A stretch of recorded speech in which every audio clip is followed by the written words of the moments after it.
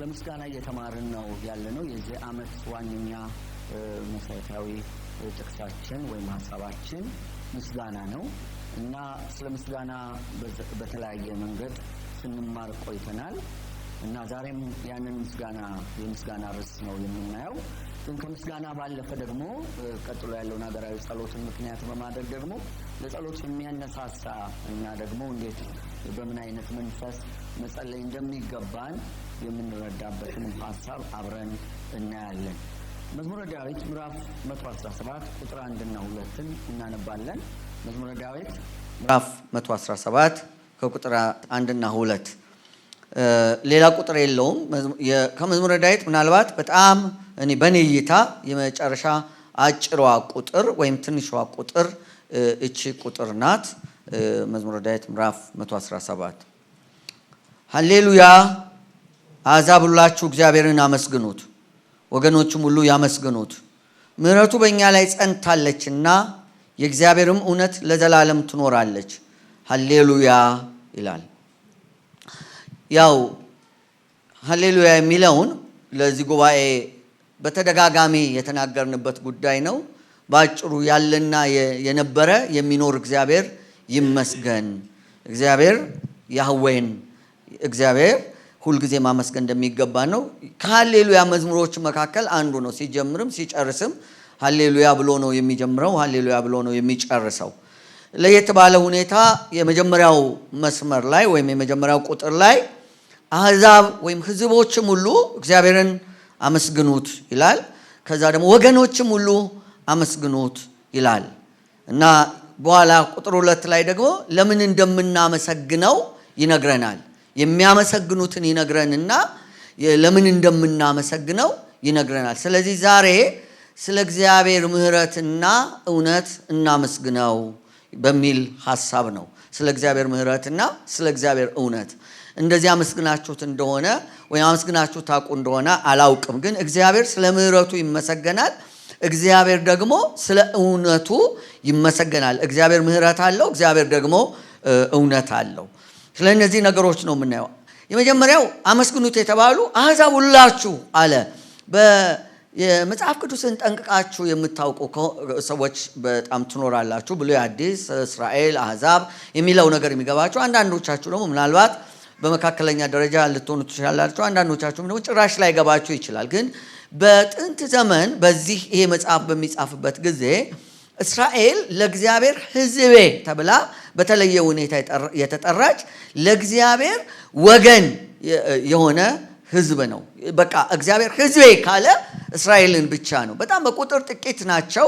ያን ያህልም ደግና ጥሩ ሕዝቦችም አይደሉም። እግዚአብሔር ራሱ ይናገራል። እናንተ በቁጥር ስለበዛችሁ አይደለም፣ ወይም ደግነታችሁ አይደለም፣ ወይም ተከለቁምናችሁ አይደለም፣ እንዲሁ ነው የወደድኳችሁ፣ ለአባቶቻችሁ የገባሁትን ቃል ኪዳን ለመጠበቅ ነው ይላቸዋል።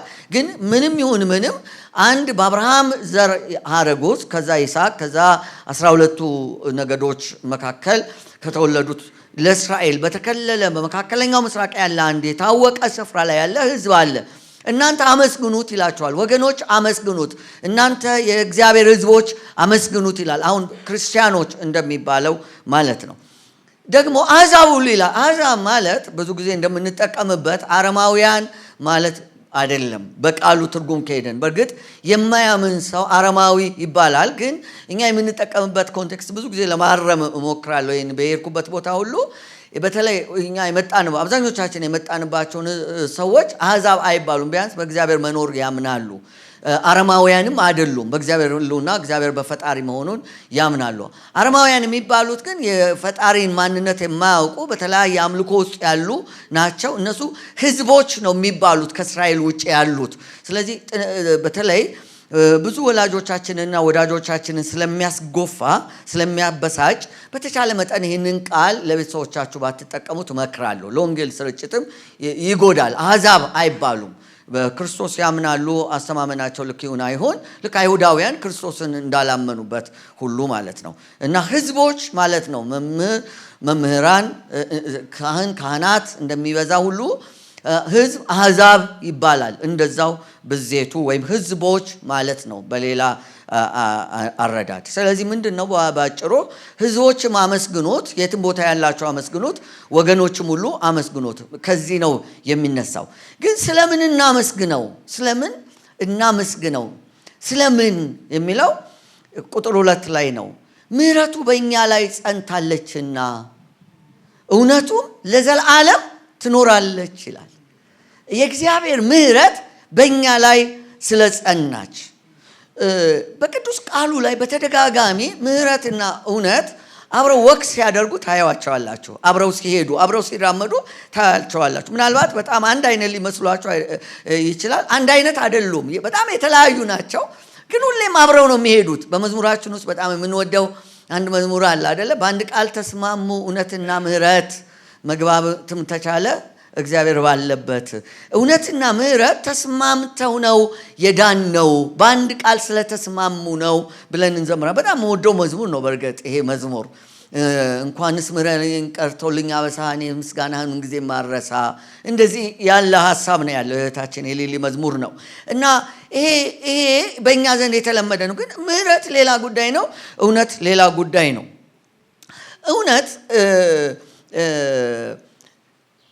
እውነት ማለት ምንድን ነው ብዬ በጣም ብዙ ነገሮችን ለማየት ሞከር፣ ዲክሽነሪም ጉግልም ለማድረግ ሞከር። እውነት ብዙ ትንታኔ የለውም። እውነት ራሱ እውነት ነው። በቃ እውነት ራሱ እውነት ነው። ሊተረጎም የሚከብድ ነገር፣ ቀጥተኛ፣ ትክክል የሆነ ያልተሳሳተ፣ ያልተጣመመ፣ ርታዊ ወይም ርትዕት የሆነ ወይም ርቱ የሆነ ትክክለኛ በቃ ማለት ነው። ያልተቀላቀለ ማለት ነው። እውነት መቆሚያ ነው፣ መጽንያ ነው። እውነት ከሌለ መቆም አይቻልም። ሰው በእውነት ነው የሚቆመው ይለናል። እንግዲህ ወገባችሁን በእውነት ታጥቃችሁ ይላል ኤፌሶን 6 ቁጥር 14 ላይ። የምንቆምበት ነው። የጊዜ ጉዳይ ነው እንጂ እውነት ያልሆነ ነገር የሆነ ጊዜ ተጋልጦ መታየቱ አይቀርም እና እግዚአብሔር ደግሞ ከሰው እውነት ብዙ ጊዜ አይጠብቅም። ከሰው እውነት በቃ እውነት ወይም ትክክል የሆነውን ነገር ብዙ ጊዜ አይጠብቅም፣ ወይም በዛ ሰውን ሲለካ ወይም ሲመዝነው አይታይም። ለምንድን ነው ብላችሁ ስትዩ በኢዮብ መጽሐፍ ምዕራፍ 5 ላይ ምንም እንኳን የኢዮብ ተጻራሪ ሰዎች የተናገሩት ቢሆንም ነገሩ እውነትነት ስላለው እንደዚህ ይላል። ምዕራፍ 5 ቁጥር 17 ላይ በእውኑ ሰው በእግዚአብሔር ፊት ጻድቅ ሊሆን ወይስ በፈጣሪው ፊት ሊነጻ ይችላል? እውነት ንጹህ የሆነ ትክክል የሆነ ጽድቅ የሆነ ማለት ነው። እነሆ በባሪያዎቹ እንኳን አይታመንም፣ መላእክቱም ስንፍና ይከሳቸዋል። ይልቁኑ በጭቃ ቤት የሚኖሩ መሰረታቸውን በትቢያ የሆነ ከብል በፊት የሚጨፈለቁ እንዴት የሆኑ ጠዋት በማታ መካከል ይሰባበራሉ፣ ማንም ሳያስብ ለዘላለም ይጠፋሉ ብሎ ይደመድመዋል ኢዮብ። ማንም ንጹህ የሆነ ሰው የለም በምድር ላይ ብሎ ነው የሚዘጋው።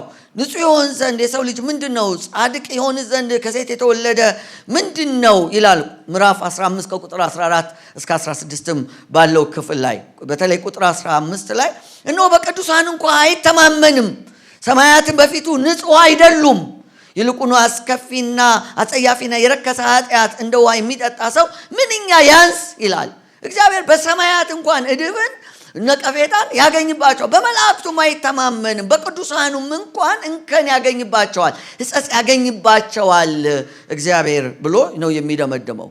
ነገር ግን እግዚአብሔር እንዴት አድርጎ ታዲያኛ ሊቀበለን ቻለ ሲል እግዚአብሔር ዓይኑ እንዳየች የሚፈርድ ጆሮ እንደሰማች የሚበይን አምላክ ስላልሆነ ነው። በኢሳይያስ መጽሐፍ ምዕራፍ 11 ላይ ከቁጥር 3 እስከ 4 እኔ በፍጥነት ነው እንግዲህ ዛሬ በወፍ በረር ነው ቶሎ ሃይላይቱ ነው ልነግራችሁ የምሞክረው እና እግዚአብሔር የምናመሰግንበት ምክንያት ኢሳይያስ 11 ከቁጥር 3 እና 4 ላይ እግዚአብሔርን በመፍራት ደስታውን ያያል፣ ዓይኑ እንደምታይ አይፈርድም፣ ጆሮ እንደምትሰማ አይበይንም።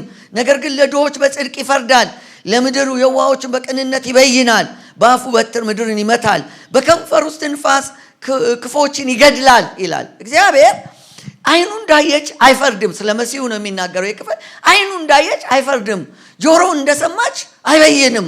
እግዚአብሔር እንዴት ነው እንዳይፈርድ የከለከለው? እግዚአብሔር እውነት ለዘላለም ጸንታ የኖረች የእግዚአብሔር እውነት ለዘላለም ጸንታ የኖረች ምድርም መሰረቷ ህልውናን ያገኘችው በእውነት ሆኖ ሳለ እንዴት ነው ታዲያ እግዚአብሔር ሰውን የታገሰው ሲባል የታገሰበት የራሱ ምክንያት አለው። እግዚአብሔር በሰው እውነት አጣ። ስለዚህ እውነትን ራሱ ላከ። እንደገና እውነትን ልኮ ምድርን እንደገና ሊያጸናትም እንደወደደ እውነት ለዘላለም ትኖራለች። ይህንን የምናየው በኢየሱስ ክርስቶስ መምጣት ነው። ኢየሱስ ክርስቶስ ወደዚህ ምድር ሲመጣ የመጣበት መንገድ ራሱን የገለጠበት አንዱ እኔ እውነት ነኝ ብሎ ነው። እውነት ነኝ፣ መንገድ ነኝ፣ ሕይወት ነኝ፣ እውነት ነኝ ብሎ ነው የመጣው። ጲላጦስ ጋር ቆሞ ጠዋት ላይ እየጠየቀው ነው። ገርፎታል፣ ከዛ በፊት አሰቃይቶታል፣ ብዙ ነገር ፈልጎበታል። ግን ያየው ነገር እንደገና ህሊናውን ደግሞ ይወቅሰዋል። ሚስቱም ያመጣችለት መልእክት አለ። በህልም አይቻለሁ፣ ስለዚህ ጻድቅ ሰው ክፉ ነገር እንዳታደርግ ብለዋለች። በዛ ውስጥ ሆኖ ጲላጦስ ኢየሱስን ይጠይቀዋል። አንተ ማን ነህ? የአይሁድ ንጉሥ ነህ ምናምን ሲለው ኢየሱስ ብዙ ነገር አይደለም የተናገረው። እኔ ስለ እውነት ልመሰክር፣ ስለዚህ ተወልጃለሁ፣ ከእውነት ስለዚህ ወደ ዓለም መጥቻለሁ፣ ከእውነት የሆነ ሁሉ ድምፄን ይሰማል አለ። እኔ ለእውነት ልመሰክር ነው የመጣሁት። ወደ ዓለም የመጣሁት የተወለድኩትም ለእውነት ልናገር ነው። ወደ ዓለምም የመጣሁት ስለ እውነት ልናገር ነው። የተወለድኩት ስለዚህ ነው። ከእውነት የሆነ ሁሉ ድምፄን ይሰማል አለ። ከዛ በኋላ ጲላጦስ እውነት ምንድን ነው አለው።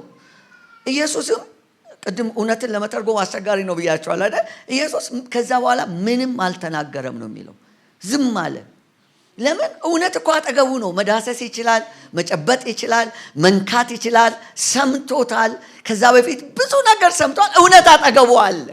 ስለዚህ ማስረዳት አያስፈልገው። አንዳንድ ጊዜ እንደዛ ሆናችሁ ታውቃላችሁ። እውነትን ይዛችሁ ማስረዳት አቅቷችሁ እውነት በማስረዳት ለሰው ልታደርሱት ማትችሉት ነው በውስጥ። ከዛ ኢየሱስ በቃ አልፎት ሄደ።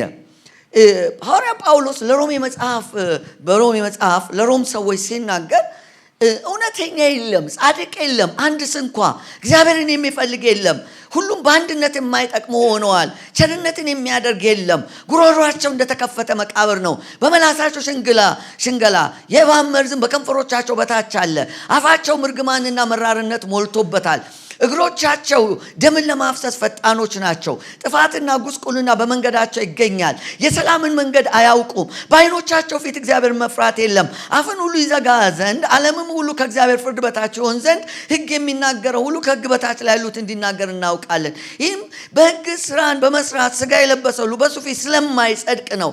ኃጢአት በሕግ ይታወቃልና። አሁን ግን በሕግና በነቢያት የተመሰከረለት የእግዚአብሔር ጽድቅ ያለ ሕግ ተገልጧል። እርሱም ለሚያምኑ ሁሉ የሆነ በኢየሱስ ክርስቶስ በማመን የሚገኝ የእግዚአብሔር ጽድቅ ነው። ልዩነት የለም። ሁሉም ኃጢአትን ሰርተዋል፣ የእግዚአብሔርም ክብር ጎሏቸዋል ብሎ ይደመድማል። ይህ ረጅም ክፍል ነው። ሄዳችሁ እዩት። ሮሜ 3ን በደንብ አንብቡት። ሐዋርያው ምንድን ነው የሚናገረው? በሮም ቤተ ክርስቲያን ውስጥ የነበሩ አሕዛቦች ነበሩ። የሮምን ታሪክ ስናጠና ወይም ደግሞ የሮምን ቤተ ክርስቲያን መልእክት ስናጠና በደንብ አይተነዋል። እዚህ ጋር አሕዛብ አሉ፣ እዚህ ጋር ደግሞ አይሁድ አሉ። ሁለቱም ወደ ክርስትና መጥተዋል እና እርስ በርሳቸው አንደኛው በአንዱ ላይ ትልቅ ለመሆን የተሻለ ለመሆን ራሳቸውን ያቀርባሉ እና እናንተ እኮ መሲሁን የገደላችሁት ያላወቃችሁ ለእኛ ነው የተገለጠው ይላሉ። እነዚህኛዎቹ ደግሞ እናንተ እኮ አሕዛብ ድሮም የተታቁታላችሁ እግዚአብሔር እኮ ለእኛ ነው ይላሉ ወገኖች የተባሉት። እና እነዛ መካከል ጳውሎስ ገባና ምን አለ? ጻድቅ የለም አንድ ስንኳ፣ እግዚአብሔርን የሚፈልግ የለም፣ ሁሉም ኃጢአትን ሰርተዋል። እግዚአብሔር በሕግ ሊያጸድቃቸው ፈልጎ ነበረ፣ ግን ሕግን የሚፈጽም የለም። ሕግ ትክክል የሆነው እውነት የሆነው ሊያሳይ መጥቶ ነበር፣ ግን አጣ እግዚአብሔር። ስለዚህ ደምድሞታል ይልና ቁጥር 23 ሁሉ ኃጢአትን ሰርተዋል የእግዚአብሔርን ክብር ጎሏቸዋል ይልና በኢየሱስ ክርስቶስ ቤዛነት በኩል እንዲያው በጸጋው ይጸድቃሉ። አሜን። በኢየሱስ ክርስቶስ በኩል እንዲያው በጸጋው ይጸድቃሉ ማለት እንዲያው በክርስቶስ እውነተኛ ይሆናሉ። እውነተኛ ያልሆነ ሰው በክርስቶስ ምክንያት እውነተኛ መሆን። ይህን ጌታ ከመሞቱ በፊት ሲፈጽመው አይተናል፣ ወይም ሲያደርገው አይተናል። አንድ ጊዜ ዮሐንስ ወንጌል በጣም ስለዚህ ነገር ማወቅ ዮሐንስ ወንጌልን እያጠና ነው። በእያንዳንዱ ምዕራፍ ላይ ይሄ እውነት አለና ዮሐንስ ወንጌል ምዕራፍ 8 ላይ አንዲት በምንዝር የተያዘች ሴት አመጡለት ለኢየሱስ። በምንዝር የተያዘች ሴት ወደ እርሱ አመጡለት ይላል እና በመካከል እሷን አቁሞ መምህር ሆይ እቺ ሴት ስታመነዝር ተገኝታ ተያዘች፣ ሙሴም እንደዚህ ያሉትን እንዲወገሩ በሕግ አዘዘ፣ አንተ ስለ እሷ ምን ትላለህ አሉት። በጣም ግሩም አድርጎ ፓስተር ሳሚ ዮሐንስ ወንጌል ምዕራፍ 4 አስተምሮናል። ቴሌግራም ላይ ሄዳችሁ ሙዚክ ሚለው ላይ ከፍታችሁ ብትፈልጉት ታገኙታላችሁ። ዮሐንስ ወንጌል ምዕራፍ 4 ላይ እና እነዚህ ሰዎች አንድ ቀን ጠዋት አንዲትን ሴት ይዘው መጡ። ስለ እውነት የሚሟገቱ ይመስላሉ። ይዘውለት መጡ። እቺ ሴት እጅ ከፍንጅ ነው የተያዘችው ስታመነዝር እና ማለዳ ነው። ልክ ለእውነት ለፍትህ የተቆረቆሩ ይመስላሉ። ኢየሱስ ሳይናገር አሁንም ዝም አለ። ጸጥ አላቸው። ለምን? ቁጥር 6 ላይ የሚከሱበትን ፈልገው ሊፈትኑት ይሄንን አሉ። ኢየሱስ ግን ጎንበስ ብሎ በጣቱ ላይ በምድር ጻፈ። መላልሰውን በጠየቁት ጊዜ ቀና ብሎ ከናንተ ኃጢአት የሌለበት አስቀድሞ በድንጋይ ይውገራት አላቸው። ደግሞ ጎንበስ ብሎ በጣቱ በምድር ላይ ጻፈ ይላል። አንዳንድ ኮመንታሪዎች ይህንን ትርጉም ምን ይሉታል? በዚህ ኃጢአት ያልተያዘ ከናንተ መካከል ቀድሞ ድንጋዩን ያንሳ ነው ያለው በትርጉሙ ይላሉ። በዚህ ኃጢአት እሷን በከሰሳችሁበት ሲጀመር ሴቲቱ ብቻዋን እንዴት ልታመነዝር ትችላለች? አብራት ያመነዘረው ወይም ያመነዘሩት ሰዎች የታሉ? እነዚያ ሰዎች አያችሁ፣ ሰው እውነትን የሚፈልግ ይመስላል፣ እውነተኛ ግን አይደለም። እና አመጡዋት። ኢየሱስ ዝም አላቸው። ጎተጎቱት። መሬት ላይ ጻፈ። ምን እንደጻፈ አልተጻፈም። ስለዚህ ምንም ማለት አልችልም። ግን ምን ይላል? ሕሊናቸው ወቀሳቸውና ከሽማግሌዎች ጀምሮ፣ ለምን ከሽማግሌ እንደጀመረ ባናውቅም፣ እስከ ኋለኛው አንድ በአንድ እያሉ ወጡ። ኢየሱስም ብቻውን በቀረ ጊዜ ሴቲቷን በመካከል ቆማ ነበር። ምን አላት? አንቺ ሴት ከሳሾችሽ ወዴት አሉ አላት። አንድ ስንኳ የለም የፈረደብሽ? ኧረ አንድ ስንኳ አልፈረደብኝም አለና ከዛ ምን አለ? እኔም አልፈርድብሽም፣ ደግመሽ ግን ኃጢአትን አትስሪ አለ። አሁን እዚህ ጋር እውነትና ምሕረት እንዴት እንደተስማሙ አያቸው። ኢየሱስ ሊወግር ወይም በድንጋይ ሊደበድባት ይችል ነበር፣ ግን ድንጋዩን አላነሳም፣ ኃጢአቷንም አላጸደቀም። ኃጢአተኛ ነሽ፣ ደግመሽ ኃጢአትን አትስሪ፣ እኔ እችላለሁ። እውነት ነው የቆመው፣ ፍርድ ፍትህ ነው የቆመው፣ እኔም አልፈርድብሽም፣ ሂጂ አላት። ደግመሽ ኃጢአትን አትስሪ። እዚህ ጋር አንድ ነገር ማወቅ ያለብን፣ እውነት ሁልጊዜ ብርሃንን ይወዳል፣ ውሸት ደግሞ ጨለማን ነው የሚወደው። ኢየሱስ ሁሉ ከሄዱ በኋላ ጮክ ብሎ ያለው ነገር ይሄንን ቁጥር 12 ላይ ኢየሱስ እኔ የዓለም ብርሃን ነኝ፣ የሚከተለኝም የሕይወት ብርሃን ይሆንለታል እንጂ በጨለማ አይመላለስም አለ። እውነት ሁልጊዜ ብርሃንን የሚወድ ከብርሃን ጋር የሚገኝ ነው። ይህንን ለሰው ሁሉ የሚያበራ እውነተኛ ብርሃን ይመጣ ነበር ብሎ ዮሐንስ መጥምቆ የነገረን ማለት ነው። ለሰው ሁሉ የሚያበራ እውነተኛ ብርሃን ወደ ዓለም ይመጣ ነበር፣ በዓለም ነበር፣ ዓለምም በእርሱ ሆነ፣ ዓለምም አላወቀውም። ዓለም ጸንታ የኖረችው በእውነት ነው። የእውነት አምላክ ደግሞ እሱ ክርስቶስ ነው። ያለሱ አልነበረችም፣ ሁሉ በእሱ ነው የሆነው። ቃልም ሥጋ ሆነ ይልና ጸጋና ወይም ምሕረት እና ጸጋና እውነትን ተሞልቶ በእኛ ውስጥ አደረ ይላል።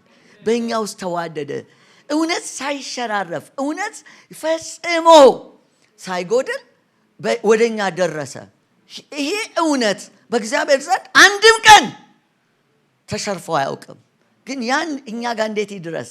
ጸጋ የሚባል ነገር፣ ምሕረት የሚባል ነገር ደግሞ ይዞልን መጣና ቁጥር 4 ላይ አንድ ልጅም ከአባቱ ዘንድ እንዳለው ክብር የሆነውን ክብሩን አየን፣ የእግዚአብሔርን ክብር አየን ይላል። እና የዕብራውያን ጸሐፊ ይመክረናል ምዕራፍ 4 ቁጥር 16 ላይ እንግዲህ ምሕረትን እንድንቀበል በሚያስፈልገን ጊዜ የሚረዳንን ጸጋ እንድንቀበል ወደ ጸጋው ዙፋን በእምነት እንቅረብ ይልና እሱ ከኃጢአት በስተቀር ይላል እንደኛው ሰው ነበር ይላል። ኃጢአት የማያውቀው እሱ እንደኛው ሰው ነበር። ያውቀዋል፣ ህመማችንን ያውቀዋል፣ ጉዳታችንን ያውቀዋል፣ መውደቅ መነሳታችንን ያውቀዋል። ግን ኃጢአትን አላደረገም፣ በስህተት አልተገኘም፣ አልጎደለም፣ ከእውነት አልሸረፈም። እሱ ግን እውነተኛ አምላክ ነው፣ ግን የፍቅር የምህረት አምላክ ነው። የእግዚአብሔር ስም የተባረከ ይሁን። ስለዚህ አንድ ምሳሌ እዚህ ጋር ልንገራችሁ። ምናልባት ለአንዳንዶቻችሁ ያቀል ይሆናል። ምን ማለት ነው ታዲያ ስንል የንጉሱ ልጅ ምሳሌ የሚባል በጣም ታዋቂ ምሳሌ አለ። የንጉሱ ልጅ አንድ ቀን አንድ ታሪክ ተፈጸመ። ቤተ መንግስት ውስጥ የሆነ ዕቃ ይጠፋል። ብዙ ሰው ይጠረጠራል። ይጠረጠራል። በጣም ብዙ እከሌን የወሰደው እከሌ ማን እንደወሰደው አይታወቅም። እና ንጉሡ አዋጅ አወጣ። በቃ የተለዩ ሰዎችን አዘጋጀና ማን እንደሚወስድ ለማወቅ ተጠንቀቀው ሲጠብቁ አንድ ቀን ያልታሰበ ሰው ሲሰርቅ ተያዘ። የንጉሡ ልጅ ምንም ሳይጎድላት ግን ስትሰርቅ ተያዘች። እጅ ከፍንጅ ተያዘች። ንጉሡ ፊት አመጧት። በጣም የሚወዳት ሴት ልጁ ናት። እና ደግሞ ያስቀመጠው ትእዛዝ አለ። ስንት ጅራፍ እንደሚገረፉ ወስኗል በዛ የተያዘው። እና ንጉሡን እናያለን እስቲ የእውነት የፍትህ አምላክ ማነው የፍትህ ንጉሥ እንደሆነ እናያለን ብለው ይጠብቁት ነበር። እና ንጉሡ ህጉ ይፈጸማል አለ። በእሷ ላይ የሆነው ነገር ሁሉ ይፈጸማል አለ። ሰው ተሰበሰበ፣ ያለው ጀማ ሁሉ ተገኘ። እና ንጉሡ ነው የሚያዘው። አሁን ጀምሩ አለና ወዲያው በገራፊውና በተገራፊዋ ልጁ መካከል ገባ እና መካከል ሆነ። ልክ እሷ መሆን እንዳለባት ልብሱን አወለቀ። የቅጣቱን ሁሉ እላው ላይ ጨረሰ። ሰው ሁሉ ምን አለ? ንጉሡ ጻድቅም ነው አሉ። ንጉሡ ጻድቅ ፈራጅ ነው አሉ። እውነተኛ ነው አሉ። እግዚአብሔር ያደረገው እንደዛ ነው። እኔና እናንተ መቀጣት ሲገባን በመካከል ልጁን አስገባው። ቅጣታችንን ተቀጣልን። በኋላ ጌታን ራት ስንወስድ ይሄ ነው የሚሆነው።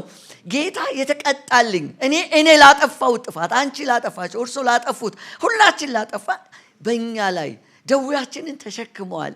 በደላችንን ተሸክሟል። እሱ ቅጣታችንን ተቀብሏል። ፍትህ አልጎደለም በሰማይ።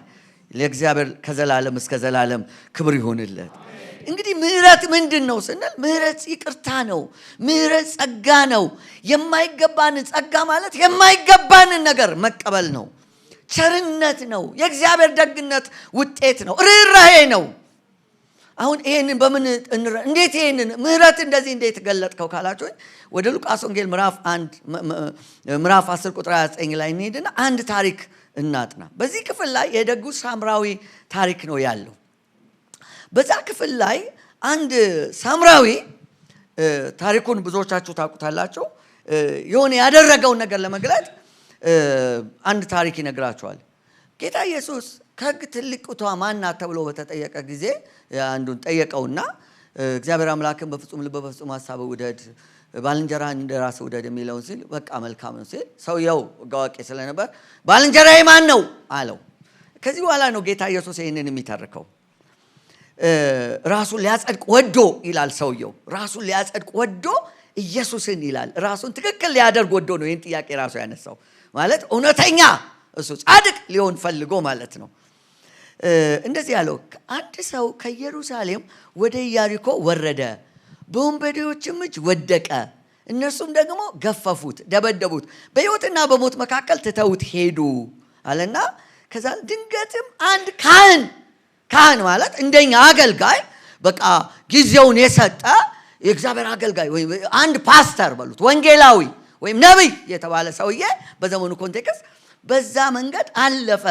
በወንበዴዎች የተገፈፈው የተደበደበውን ሰው አየው፣ ገለል ብሎ አለፈ። አሁን የኛ ኃላፊነት ከእናንተ ከፍ ይላል። እዚህ ቦታ ላይ ቆመን የምንናገርበት ምክንያት ከዛ የተነሳ ኃላፊነት ሞር ለኛ ተሰጥቶናል። እንደዛ ብላችሁ በእኛ ወደ አስቡት። ከዛስ ቀጥሎ እሱ ገለል ብሎ ምንም ሳያደርግለት አለፈ። ቀጥሎ ሌላ ሰው መጣ። ያ ደግሞ ሌዋዊ ነው። ሌዋዊ ማለት ከእስራኤላውያን መካከል ተለይተው አገልግሎት የተሰጣቸው የክህነት አገልግሎት የተሰጣቸው ነው። ብዙም ርቀት የለውም። እሱም አየውና ምንም ሳያደርግለት ገለል ብሎ አለፈ። ከዛ ቀጥሎ አንድ ሳምራዊ በዛ ሲሄድ ወደ እርሱ መጣና አይቶ አዘነለት ይላል። ለምንድን ነው ሳምራዊ ምሳሌ የተሰጠው? ሳምራውያን ታሪካዊ ነገሩ ሲገባችሁ ነው በጣም የዚህ ቃል ትርጉም በደንብ የሚገባችሁ።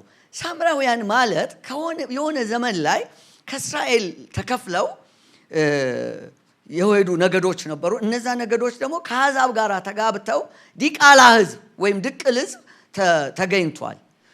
አይሁዳዊ ፍጹም አይሁዳዊ ያይደለ ማለት ነው። ወይም ደግሞ እንከን ያለ አይሁዶች የሚንቁት በኢየሱስ ዘመን እንደውም ሳምራዊ ነህ ጋኔል አለብህ ይሉታል።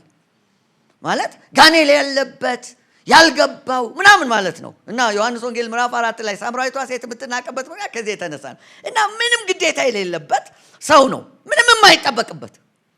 እና ያ ሰው ግን ምን አደረገ? አየና አዘነለት። ማዘን ብቻ አይደለም፣ ከዛ በኋላ ቀረበው ይላል። ቀርቦ ካዘን ከርህራሄ ነው የሚጀምረው አገልግሎት። በነገራችን ላይ ቀርቦ ዘይትና የወይን ጠጅ በቁስሉ ላይ አፍስሶ አሰራቸው። መጀመሪያ እንዲያዝን የሚያደርገው ምንም ምክንያት የለው። ቀጥሎ ደግሞ ሄደና ምን አደረገ? ቁስሉን ያ የተደበደበውን እሱን ከዛ ዘይት አድርጎ አፍስሶ አሰረለት ይላል። ከዛ በኋላ ሶስተኛ ደግሞ ደረጃ አለው። ከራሱ አህያ ላይ ያስቀመጠው ይላል። አህያዋ የምትችለው አንድ ሰው ነው። ስለዚህ እሱ በእግሩ እየሄደ ያንን የተደበደበው ሰው፣ በነገራችን ላይ የተደበደበው ሰው ዘሩ ምን እንደሆነ አልተጠቀሰም፣ እና አስቀመጠው እና እሱ በእግሩ እየሄደ ወደ እንግዶች ማረፊያ ገስታውስ ማለት ነው። በዛን ጊዜም ገስታውስ ነበረ፣ አጠቃቀሙ ነው እንጂ ገስታውስ፣ ወደ ገስታውስ ወሰደው። መሸቀያ አልነበረም። እና ወሰደውና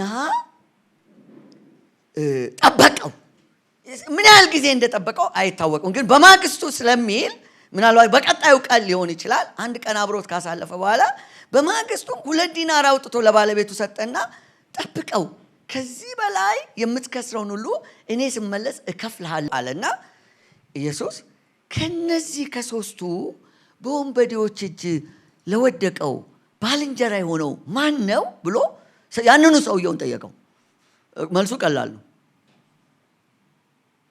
ምህረት ያደረገለት ነው አለ። አሁን ምህረት ምን እንደሆነ ገባችሁ? ምህረት ማለት ይህ ሰውዬ አንደኛ ትውውቅ የለበትም፣ ሁለተኛ ምንም ከሱ ጋር የሚያገናኘው ነገር የለም፣ ግዴታም የለበትም፣ የማድረግ ግዴታም የለበትም። ምንም ግዴታዬ ነው ሳይል ተነስቶ ከልብ ርኅራኄ አደረገለት። ለሱ የሚገባውን ነገር አደረገለት። ካደረገለት በኋላ ኢየሱስ ጠየቀ፣ ለእነዚህ ባልንጀራ የሆነው ማን ነው ሲል ወዲያው ምህረት ያደረገለት ሲል ኢየሱስ አጭር ነው። ቀጥሎ ምን ይላል? አንተም እንደዚሁ አድርግ። አንተም ምህረትን አድርግ። አንተም ለሰው እንደዚህ ምህረት አድርግ። ባልንጀራ ሁሉ ሰው ባልንጀራህ ነው። እዚህ ያለው ሰው ሁሉ ባልንጀራክ ነው። በክርስቶስ አምሳል በእግዚአብሔር አምሳል የተፈጠረ ሁሉ ባልንጀራ ነው። እድልና አጋጣሚ ባገኘበት ጊዜ ሁሉ ምህረትን አድርግ። መዝሙር 117 ቁጥር 2 ላይ ምን ይላል? ምህረቱ በእኛ ላይ ጸንታለች። እግዚአብሔር ለእኛ አንዳች የሚያደርግበት ምንም ከኛ የተገኘ ጥሩነት፣ ትክክለኝነት ወይም መብቴ እኮ ነው የምንለው ነገር የለም። የእግዚአብሔር እውነት ደግሞ ለዘላለም ጸንታ ትኖራለች። ያቆመን ምንድን ነው ቢባል እውነታችን ሳይሆን ምህረቱ ነው። አሁን እንቆጥራለን አይደል? እኔ እኮ ብለን በሰው ፊት የምንቆመው እንደዛ እንሆናለን። ምህረቱ ነው ያቆመን። እግዚአብሔር በምህረቱ ትክክል አደረገን እንጂ መቼም ልክ ልንሆን አንችልም ነበር። እንደውም ልጅህን ቻይናዎች የሚሉትን ብዙ ጊዜ ይነግራቸዋል አለ። ልጅህን በቀን አንድ ጊዜ ቅጣው። ለአንዳንድ ወላጆች በጣም አስፈላጊ ምክር ሳይሆን አይቀርም። አንተ ያረገውን ባታውቅም እሱ ያረገውን ያውቃል። እኛ እንደዚህ ነን በእግዚአብሔር ፊት። ሁሉ ጊዜም ጥፋት አለ ከኛ። እግዚአብሔር በምን አቆመን? አሜን። አንዳንድ ጊዜ አውቀን ብቻ ሳይሆን ሳናውቅም ልንበድል እንችላለን። እኛ ብቁ ሆነን አናውቅም። ብቃታችን ብቁ ነን ብለን ለማሰብ የበቃን እንኳን አይደለንም ይላል ሁለተኛ ቆሮንቶስ ምዕራፍ 3 ቁጥር 4 ላይ። በክርስቶስ በኩል ወደ እግዚአብሔር እንደዚህ ያለ እምነት አለን። ብቃታችን ከእግዚአብሔር ነው እንጂ በገዛ እጃችን እንደሚሆን አንዳች እንኳን ልናስብ ራሳችን የበቃን አይደለንም ይላል። ስለዚህ ስለ ምሕረቱ ማመስገን አይገባንም? ቀጥሎ ደግሞ ባለው ክፍል ላይ ነገር ግን የኃይሉ ታላቅነት ከእግዚአብሔር እንጂ ከኛ እንዳይሆን ይመዝገብ። ክርስቶስ እኮ ነው በሸክላ ዕቃ ውስጥ አለን ይላል። ክርስቶስን የሚያክል የከበረ ማንነት እንደዚህ ፍራጃይል ሆነ ሊሰበር በሚችል ማንነት ውስጥ አስቀመጠ። ምኑን ተማምኖ? ምህረቱን። እውነት በእኛ ውስጥ ያደረው በእግዚአብሔር ምህረት የተነሳ ነው። ወገኖች ሆይ እኛስ እርስ በርስ አሁን ስንታይ እንዴት ነን? ስለ እግዚአብሔር ምህረት የምናመሰግን ከሆነ እኛም መሐሪዎች እንሆናለን። ለሌሎች ሰዎች ምህረት፣ የተረፈ ምህረት እንሰጣለን። የበዛ ምህረት ይኖረናል።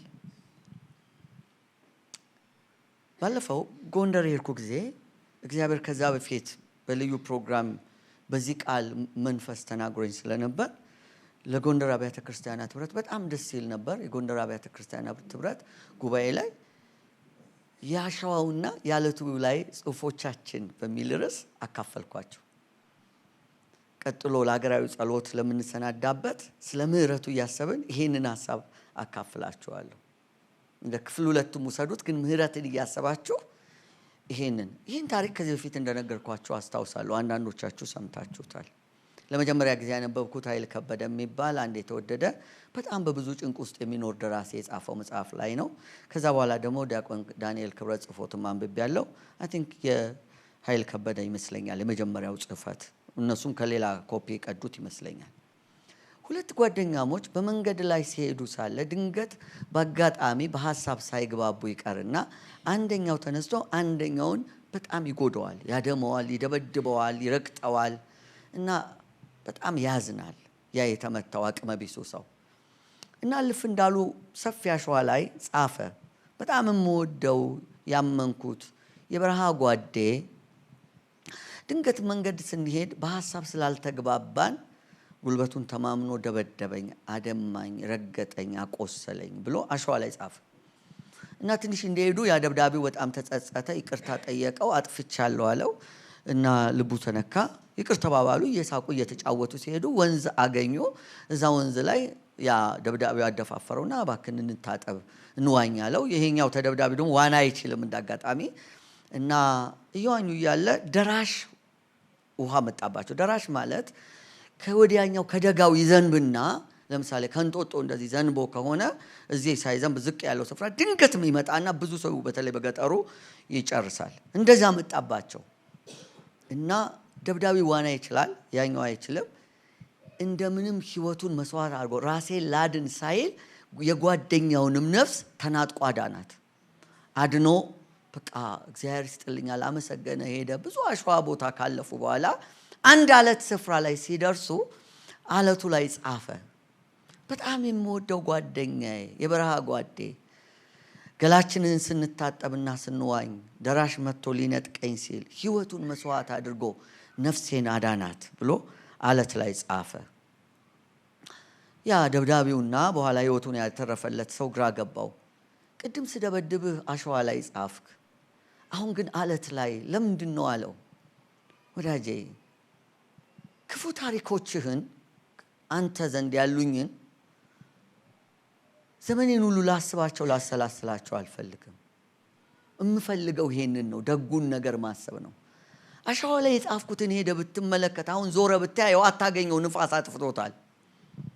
ይሄ ግን በየትኛውም ጊዜ መተህ ብትፈልገው ታገኘዋለህ። የአለት ላይ ታሪኮቼን መለየት የምችል ሰው ነኝ አለ። እኛ ምን ያህል የአለት ላይ ታሪኮችን ከአሸዋ ታሪኮች ለይተናል? እስቲ ከመጽሐፍ ቅዱስ ውስጥ የአሸዋና የአለት ታሪክ የሌለው ማን ነው?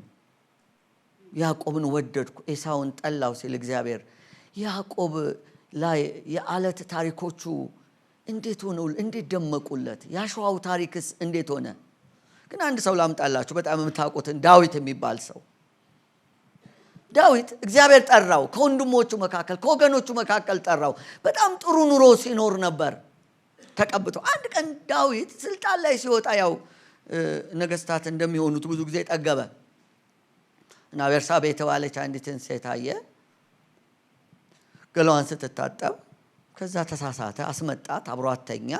በስንተኛው ግን ቤርሳቤ አረገዝኩ እኮ አለችው እና ያርግዝና በባሏ በኦሪዮን እንዲሳበብ ስለፈለገ ኦሪዮንን ከሩቅ አስመጣው፣ ከጦር ሜዳ አስመጣው። አብሯት ተኛና ነገ እናወራለን አለው።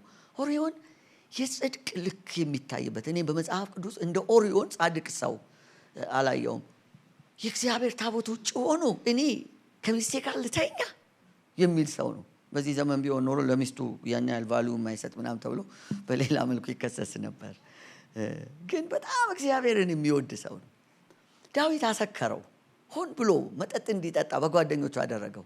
ከሚስት ጋር ተኛ አለው። አሁንም አልተኛም። ሰክሮ እንኳን የእግዚአብሔር ታቦት ውጪ እንደሆነ የሚያስብ ሰው ነው።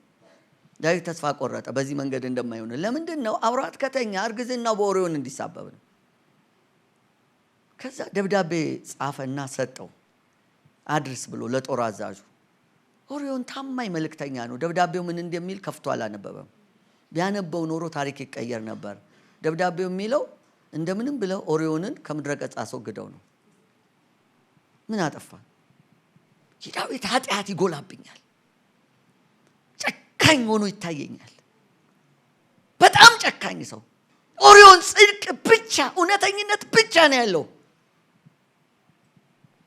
እየተዋጉ ያለ እስራኤላውያን የጦር አዛዡ ድንገት ኦሪዮን ከሚዋጋበት ቦታ ጦሩን አሸሻው። ኦሪዮን ብቻውን በጠላቶች እጅ በጭካኔ ተገደለ።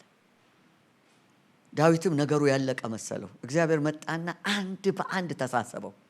በልጆቹ በአሰቃቂ ሁኔታ በዘር ማንዘራችሁ ማይድረስ በዳዊት ላይ ደረሰው። ልክ እግዚአብሔር ጨረሰ። የሚገርመው ነገር ጨረሰ፣ ተሳስቦ ጨረሰ። ዳዊት ሞተ።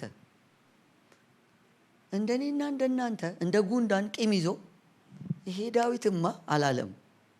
እንደ ልቤ ያለው ዳዊት ለክፉዎች በነገስታቱ ዘንድ ክፉ ሲገኝ እንደ ኢዮርብዓም እንደሚባለው የክፋት መንገድ የጽድቅ መንገድ ደግሞ ምሳሌ ዳዊት ሆነ።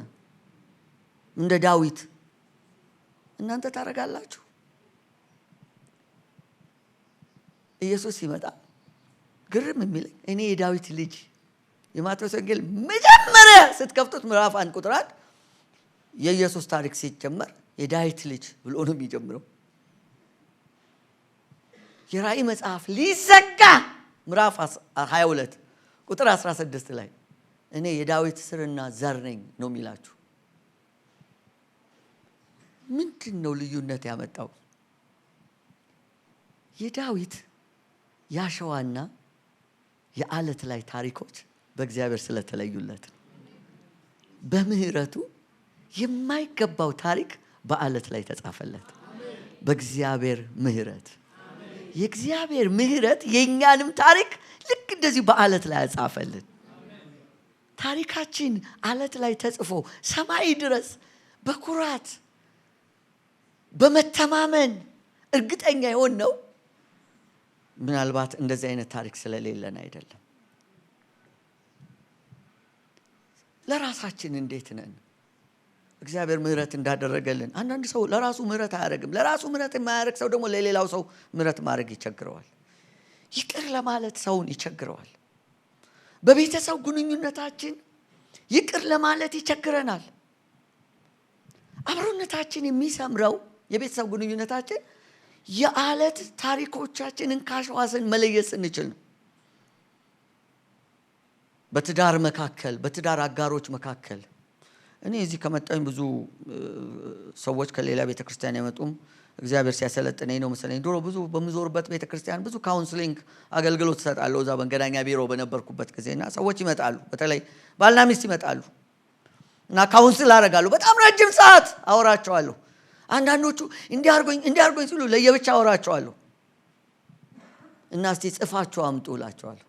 የበደለሽን ጽፈሽ ነይ፣ የበደለህን ይቅርታ አድርጉልኝ። ያየሁትን ነው የምነግራችሁ። የሴቶቹ በጣም ረጅም ነው፣ በጣም ብዙ ነው፣ ወረቀት ይጨርሳሉ። የወንዱ በጣም አጭር ናት፣ ግማሽ ገጽ ምናምን ብትሆን ነው። እንደው እስከ ቅርብ ጊዜ ድረስ መሳቢያ ውስጥ ነበሩ ብዙዎቹ። እና መጠየቅ ጀመርኩ፣ ሴቶች ለምንድን ነው አይ ላቭ ዩን ሴቭ የማያደርጉት? በደልን ለምንድን ነው ይህን ያህል ሴቭ የሚያደርጉት ብዬ ጠይቄ ያውቃለሁ። እወድሻለሁን ዛሬ ጠዋት ነግሯትም ምሽት ላይ ካልነገራት ቅር ይላታል። ብዙዎቹ ውለታ ቶሎ ይረሳሉ፣ የተደረገባቸውን ግን አይረሱም። እና በጣም ይሄ በወንዶችም አለ፣ ደምቆ የታየኝ በዛ ስለሆነ ነው እንጂ ይህንን እያሰብኩ ሰሞኑን ዶክተር በድሉ ዋቅጅራ የሚባል ሰው የጻፈው አንድ ግጥም ትልቅ መጽሐፍ ወደ 5 ገጽ ነው ግጥሙ። የኔና ያንተ ሴት የሚል ግጥም አስታወስኩ። ጸሐፊው በምናቡ የመፈጠራት ለሱ ሚስቱ ለወንድ ልጁ እናት የሆነች ሴት አለች እና ልጁ እናቴ እኮ ደግ ናት ይለዋል በግጥሙ ውስጥ። ባልየው ስለ አንድ ሴት ነው የሚያወሩት። አታውቃትም እኮ የኔ ሚስት ናት ይለዋል እና የኔና ያንተ ሴት ነው የሚለው እና ምን ይለዋል? አንተን ክንፍ አውጥተህ ብረር ያለችህ ሴት ያንተ እናት ለኔ እኮ ስሬ ነች፣ ላንተ ነፃነት ናት፣ ለኔ ወይኒ ቤት ናት ይለዋል። አንተን የምታምንህን ያክል እኔን ትጠረጥረኛለች ይለዋል እና አልፎ አልፎ ትንሽ ላንብብላችሁ። አሁ ልጅ አውቃለሁ የኔና ያንተን ሴት አይን አይኗን እያየው ክንዴን አንተርሻት ከጎኔ ተኝታ እሷን አስባለሁ። የዘፍጥረት ውሉን ርቀት ጥልቀቱን መረምራለሁ።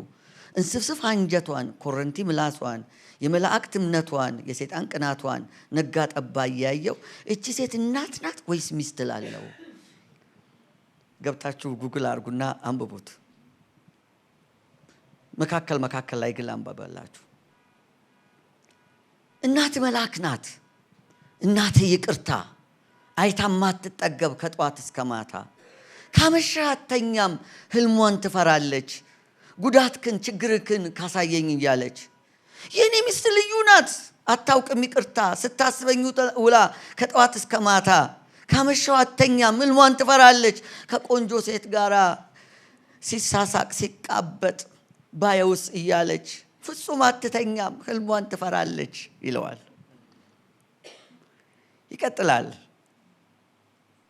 እቺ ሴት ሚስቴ ናት ባጠፋ እርግማኔ ኢምንት ኃጢአቴን በእንባዋ ደማቂ።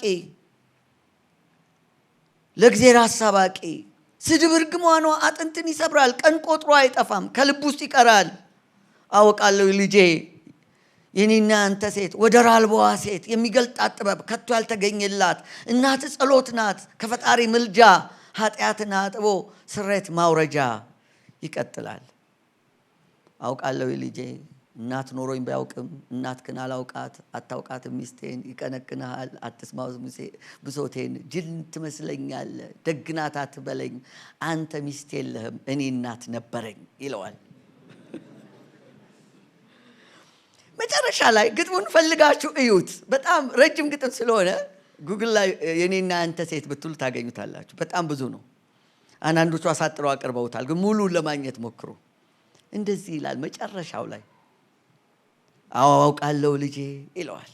እወቅበት ልጄ ፈጣሪ ባሰረው አይፈታ ቅኔ በሔዋን ረቂቅ ነፍስ ግራ እንዳትጋባ። ሚስትህ እናትህ ትሁን እናትህን አግባ። ሚስትህ ስትከፋብህ እናትህን አስብ። ሕጸጿን ተውና ደግነቷን ሰብስብ ይለዋል። ምንድነው ገጣሚ የሚለው? ሚስትህ ላንተ የዓለት ላይ ታሪኮቿ የተመረጡ ናቸው። ያንተ የዓለት ላይ ታሪኮች የኔ ያሸዋ ላይ ታሪኮች ናቸው። የኔ ያሸዋ ላይ ታሪኮች ያንተ የዓለት ላይ ታሪኮች ናቸው። እንደው መካከል ላይ እስቲ እናትህን ከፈለክ አልወድሽም በላት ይለዋል። ላንተ አልወድሽም ካላት እንስስፍ አንጀቷ ሳትተኛ ታድራለች። እኔ አልወድሽም በል የቤታችን መሰሶ ነው የሚነቃነቀው፣ መብረቅ ነው የሚወርደው፣ ምጽአት ነው የሚመጣው ይለዋል። ይህ ግጥም ያሸዋና የዓለት ላይ ታሪኮች ለማን እንዴት እንደምንጽፍ የሚያሳዩ ናቸው። አብረን ስንኖር በአብሮነታችን ውስጥ አብሮን የሚያኖረን መለየት የቻለን እንደሆነ ነው። ይህ ብቻ አይደለም። እንደ ቤተ ክርስቲያን አብረን ስንኖር ያሸዋና የዓለት ላይ ታሪኮቻችንን መለየት መቻል አለብን። ሁላችሁም ይላል ሮሜ 15 ቁጥር 7 ላይ ክርስቶስ ኢየሱስ እንደተቀበላችሁ ሌላውን ሰው ተቀበሉት። እሱ እንዴት ነው የተቀበለን?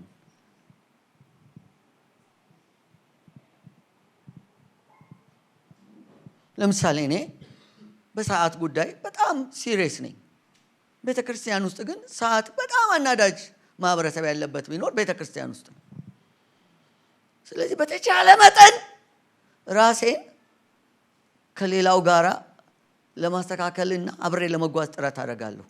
በጣም የምመካበት ቢሆንም እንኳን አንዳንድ ጊዜ ግን አረፍዳለሁ። ትምክቴ ዜሮ ሲገባ አገኘዋለሁ እና እናደዳለሁ። እኔ ሰው ሲያረፍድብኝ ወይም ሲቀርብኝ ሳይሆን ሳረፍድ ነው የምናደደው። በጣም የምበሳጨው ሰው ቢቀርም በቃ የእግዚአብሔር ፍቃድ አይደለም ብዬ ነው የምተወው። ስለዚህ እርስ በርሳችን አንዳችን በበቃንበት ነገር ሌሎች ጎድለው ብናገኝ እኔም በሌላ ጉዳይ ጉድለት ይኖርብኝ ይሆናል፣ ሰባራ ይኖርብኝ ይሆናል ብለን መቀባበልን መልመድ አለብን። ግን ዛሬ በተለይ ከሀገራዊ ጸሎት አንጻር እንደ ሀገርስ የአሸዋና የዓለት ታሪኮቻችን ምን ይመስላሉ? አንዳንድ ሰዎች ስለ ሀገር ጉዳይ በቤተ ክርስቲያን መድረክ ላይ እንደ መጋቢ ኃላፊነት እንደሚሰማው ሰው መናገር ያለብን በጣም መናገር ያለብን ይመስላቸዋል። አንዳንድ ሰዎች ደግሞ ጨርሶ መናገር የሌለብን ይመስላቸዋል። በአፓርታይድ ዘመን አንድ ነጭ በጣም አስቸጋሪ የሆነ የአፓርታይዱ ስርዓት ዋነኛ አቀንቃኝ የነበረ ጥቁሮችን የሚገድል የሚያሳድድ ሰው ድንገት ጌታን ተቀበለ እና ነጮችን ፊት ለፊት መጋፈጥ ጀመረ። ልክ አይደላችሁ፣ ነጮችም ከለርዶችም ጥቁሮችም አንድ ላይ ማምለክ አለባቸው፣ ለምንድን ነው የምትከለክሏቸው እያለ ከነጮች ጋር አንገት ለአንገት እየተናነቀ ቤተክርስቲያኒቷን በአፓርታይድ ዘመን የሁሉ መሰብሰቢያ ያደረጋል። ጥቁሮች ደስ አላቸው። ጥቁሮች ስልጣን ከያዙ በኋላ አሁንም አለ ፓስተር ነው። ጥቁሮች ስልጣን ከያዙ በኋላ ኤኤንሲ ግን በተለይ ለኤኤንሲ አባላት የተለየ ፌቨር እያደረገ ሌሎች ነጮችን፣ ከለርዶችን፣ ጥቁሮችን ኢቭን የሌላ ፓርቲ ይጎዳ ጀመር። አሁን ደግሞ መቃወም ጀመር። ልክ አይደላችሁም ሲል ጥቁሮች ተናደዱበት። ሰው ሁልጊዜ ለሱ ትክክል የሆነው ብቻ እንዲነገረው ይፈልጋል። እስቲ ሙሌና ውቤ ወደዚህ ኑና አንድ ፈተና እዚህ ልፈትናችሁ በጉባኤው ፊት። አንዳችሁ በግራ አንዳችሁ በቀኝ ኑና ከኔ። እሺ፣ ጌታ ይባርካችሁ። እሺ፣ ይህን ቁጥር ምን ይታያችኋል? ወይ 9 6 እርግጠኞች ናቸው? ማረም ትፈልጋላችሁ? አንተ የታየ ቁጥር ስንት ነው? 9 አንተስ? 6 እሺ፣ ያዘው እስቲ። ያስከውን ቁጥር አሳያችሁ።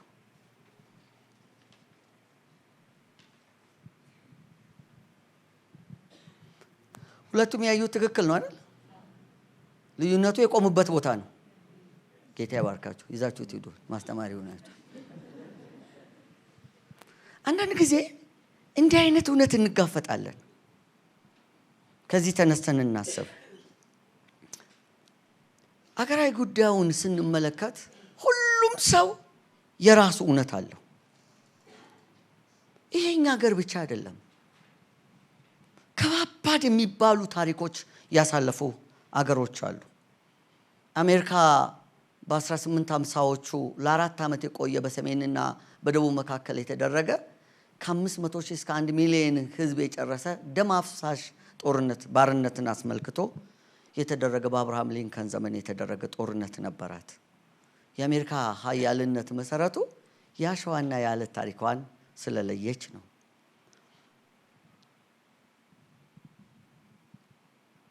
ጀርመናውያን አውሮፓ ላይ ብትሄዱ ራሳቸውን በአገራቸው ያስቀመጡት የሚያሳዩአቸው የጅምላ ጭፍጨፋ ታሪክ አለ። አይሁዶችን የጨፈጨፉበትን፣ ጂፕሲዎች ሮማንያውያንን የጨፈጨፉበትን ታሪክ ሙዚየም ውስጥ አድርገው ያሳዩአቸዋል። እንደዚህ የእኛ ሰዎች እንደዚህ ጨፍጭፈዋል ብለው ያሳዩአቸዋል።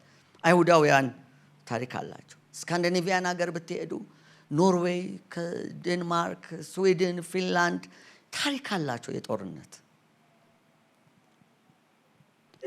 አፍሪካ ሀገር ብትሄዱ ብዙ ታሪክ አለ። ደቡብ አፍሪካ የአፓርታይድ ታሪኳ ደስ አይልም። ብዙ ጥቁሮች አልቀዋል።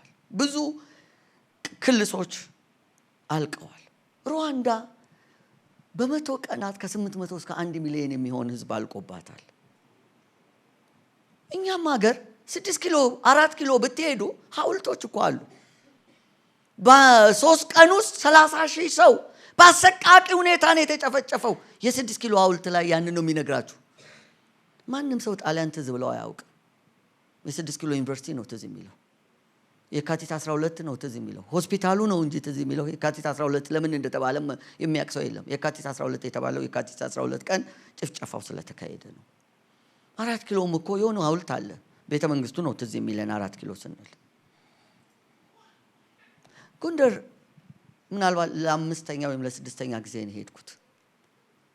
የአፄ ቴዎድሮስ ሀገር ነው። ኤርፖርቱ ሲቀበላችሁ የአፄ ቴዎድሮስ አውሮፕላን ማረፊያ ብሎ ነው፣ እንደ ሌሎቹ ኤርፖርቶች ሁሉ። አንድ ቀን 2 ትንንሽ ልጆች ይጣላሉ እና ተናንቀዋል። እና አንደኛው አታቀኝም እንዴ እኔ የመይሳው ልጅ ይላል። የመይሳው ልጅ አፄ ቴዎድሮስን ከአንድ ለናቱ እስከ እርካብና መንበር ድረስ ታሪኩን አንብቤያለሁ። አፄ ቴዎድሮስ በጣም ጨካኝ ንጉስ ነበሩ። ጎንደሬውን ጨፍጭፈዋል። ጎንደር ላይ ግን ከኤርፖርቱ ጀምሮ በከተማው ፒያሳ በሚባለው ክፍል ላይ የቆመላቸው ሐውልት ግን የአፄ ቴዎድሮስን ጀግንነት የሚተር። ከዓመታት በፊት የቡርቃ ዝምታ የሚል መጽሐፍ አነብ ነበር። የቡርቃ ዝምታን ካላነበባችሁ የኢትዮጵያ ፖለቲካ የአሁን ዘመን አይገባችሁም። ማንበብ ብቻ አይደለም ካላገናዘባችሁት። ሰውየው በዓላማ የጻፈ ይመስለኛል። አንዳንድ ጊዜ ያጋንንት መልእክተኛም ይመስለኛል። ለምን ብትሉ የቡርቃ ዝምታን ብቻ አይደለም የሰውየው መጽሐፍ ያነበብኩት፣ የጋዜጠኛው ማስታወሻን አንብቤያለሁ። የጋዜጠኛው ማስታወሻ ምክንያት አንድ ሰው በኢትዮጵያ ፖለቲካ ታሪክ ውስጥ ተለይቶ የተለየ ሆኖ ይታይሰባል። ተውት እሱን። የስደተኛው ማስታወሻ የዛው ሰውዬ መጽሐፍን አንብቤያለሁ። ዛሬ በትግራይና በአማራ ህዝቦች መካከል ያለው ይህን ያክል የተጋነነ ልዩነት መሰረቱ እሱ ላይ ነው ያለው። ያንን ያነበበ ሰው በፍጹም መቀባበል ይቸግረዋል። በጣም ሰውየውን ግን የታዘብኩት የስደተኛው ማስታወሻ የሚባለውን ያነበብኩ ጊዜ ነው። ይቅርታ፣ ለኤርትራና ለኤርትራውያን በጣም ልዩ ፍቅር አለኝ። ሰውየው ደብረ ዘይት የተወለደ እንደኛ መካከል እንዳሉ የደብረ ዘይት ልጆች አንዱ ነው። ኤርትራ ሄዶ አንዲት ክፉ ነገር ሳይተነፍስ ነው የወጣው። በጣም ነው የታዘብኩት።